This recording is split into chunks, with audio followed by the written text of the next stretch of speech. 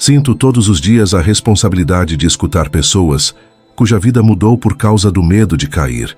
Já vi homens fortes perderem gradualmente o controle sobre o próprio corpo, como o seu João, que por anos foi o pilar da família, carregava peso, sem reclamar, subia onde ninguém tinha coragem. E ainda assim se encontrou refém das suas próprias pernas. Lembro do olhar de frustração e até vergonha quando confessou que não sentava mais em certos lugares da casa, porque temia não conseguir levantar. Ele me buscou não por doença, mas por ter perdido uma liberdade que até então nem percebia como preciosa. Expliquei que quase todos, ao passar dos 60, entram num lento e quase invisível processo de enfraquecimento muscular, principalmente nas pernas, que parece irrelevante até ameaçar a nossa independência de verdade. E foi nesse tom de sinceridade que lhe garanti. Assim como a força foi embora aos poucos, recuperá-la exige passos pequenos, consistentes, mas certos. Não prometi milagres, mas sim resultados reais com dedicação direta. Seu João recebeu minha primeira orientação não como quem recebe uma receita médica qualquer, mas como quem enxerga uma saída nova. Expliquei que o segredo estava nas rotinas japonesas, aquelas que mantêm idosos ativos e fortes, enquanto tanta gente se conforma com a velhice, limitando movimentos. Disse que um simples exercício de levantar da cadeira seria o motor inicial para acordar todos os músculos das pernas. Só que, para funcionar, o gesto precisava de consciência. Mostrei como, ao se levantar devagar, usando os músculos, sem pressa, ele ativaria coxas, glúteos, panturrilhas e até abdômen em conjunto. O que parecia movimento corriqueiro se transformaria em treino completo, sem precisar de academia, só de disciplina.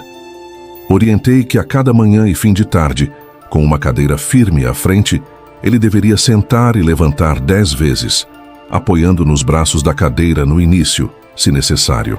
Falei que tremeria, que cansaria às vezes rápido demais, mas que o tremor era sinal de que músculos estavam acordando de um sono longo e que esse desconforto era uma vitória silenciosa.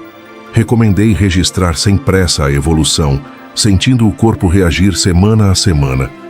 Disse que no começo, se faltasse segurança, parar era melhor do que desistir. Mas a meta era, com o tempo, conseguir levantar sem usar mãos e, por fim, nem encostar. Quando isso acontecesse, estaríamos prontos para agachar livremente, como sentando numa cadeira invisível 10 a 12 vezes em cada período, de forma firme, sem jogar o corpo para frente. E garanti. Depois de um mês ele já sentiria mais leveza ao si. Ao introduzir a segunda rotina, fiquei atento às preocupações do seu João quanto a cair. Expliquei que quedas graves não acontecem só por fraqueza, mas porque os músculos das pernas perdem a rapidez de reação, aquele reflexo automático que salva da queda. Disse a ele que os japoneses valorizam o que chamo de airbag das pernas, e que isso podia e devia ser treinado. Ele ficou surpreso quando mostrei que bastava um exercício de equilíbrio simples: ficar perto da parede, elevar uma das pernas, manter-se nessa posição por 10 segundos e alternar, apoiando se necessário.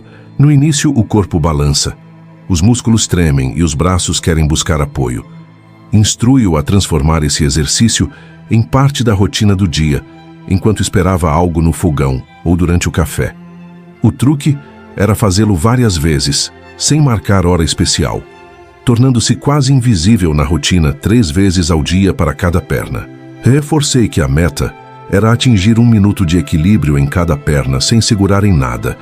Isso treinaria não só o músculo, mas um sistema inteiro de sensores no corpo que protegem contra quedas imprevistas. Incentivei a perceber o progresso e não desistir nos dias com menos equilíbrio. A disciplina criaria memória muscular, transformando o ato de se equilibrar de esforço consciente para reflexo. Disse que, aos poucos, tropeços seriam corrigidos mais rápido, evitando quedas, e que depois de 3 meses, ele notaria reagir antes mesmo de pensar. Expandi então a rotina introduzindo atenção plena durante a caminhada. Enquanto muitos caminham para cumprir tabela, expliquei que o segredo está no modo como pisamos. Recomendei que, em vez de andar distraído, ele reduzisse o passo, sentisse o calcanhar tocar o chão, depois a planta do pé e, por fim, transferisse o peso totalmente, com calma e presença. Pedi para fazer isso em casa, num espaço de 3 metros, 5 minutos pela manhã, 3 à noite, experimentando cada passada como um exercício de controle.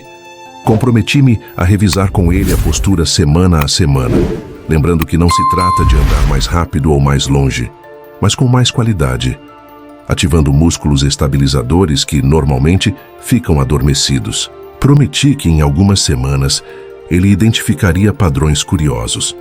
Arrastar um pé, virar o tornozelo sem perceber. Ao acordar esse mecanismo, a segurança ao caminhar aumentaria naturalmente, sem precisar corrigir depois. Erguer e, em poucos meses, agachar para pegar algo no chão seria natural, feito automaticamente como há anos não sentia. O processo não era sobre pressa, mas sobre consistência absoluta, criando um hábito pequeno que, somado a outros, produziria resultados de verdade. Indiquei que depois das primeiras semanas dos treinos anteriores, chegaríamos a um exercício que chamei de desafio da parede, um teste crucial para medir a real idade das pernas, ignorando data de nascimento. Pedi ao seu João para ficar de costas para a parede, deslizar devagar até os joelhos formarem um ângulo de 90 graus, como se estivesse sentado numa cadeira invisível, e segurar o máximo de tempo possível. Falei que 10 segundos era o tempo típico de alguém com pernas de 80 anos, 60 segundos, a marca de pernas de 50, e que a meta era atingir 90 segundos, um sinal de juventude muscular preservada. No auge do desconforto, quando as pernas queimassem e o corpo implorasse para parar, alertei. Era ali que mais importava insistir, nem que fosse só por 3 segundos a mais. Ensinei que o tremor naquele exato instante não era fraqueza, mas a resposta dos músculos ao trabalho intenso. Triturei o mito de que sentir as pernas tremerem é sinal de fragilidade. Expliquei que é a senha para o crescimento acontecer. Ao buscar esses segundos extras, ele estaria criando reserva funcional real para sobreviver aos desafios fora de casa. E para que o teste se tornasse treino, orientei praticar essa posição parada pelo menos 2 a 3 dias por semana, aprendendo a sentir o desconforto como sinal de fortalecimento. Propus que, ao final de algumas tentativas, o importante era superar o tempo anterior, nem que fosse por 1 segundo. Cada progresso era festejado, não como vitória final, mas como mais um degrau seguro em direção à autonomia. Instruí que, ao juntar esse treinamento ao hábito de levantar da cadeira e caminhar atento, o ganho seria multiplicado. Menos medo para sair, mais confiança no corpo para resolver imprevistos, seja uma escada difícil ou um tropeço súbito numa calçada. Por fim, expliquei o exercício que considera o exame mais honesto de vitalidade: sentar e levantar do chão sem usar as mãos. Descrevi um estudo famoso com milhares de pessoas acima dos 50, mostrando que quem mantém essa habilidade vive mais e, principalmente, vive melhor. O corpo inteiro é acionado nesse movimento: força, equilíbrio, flexibilidade. E perder esse gesto muitas vezes acontece porque a pessoa evita exatamente o que mais precisa fazer. O seu João confessou receio de sentar ao chão. Sabia que a volta era difícil.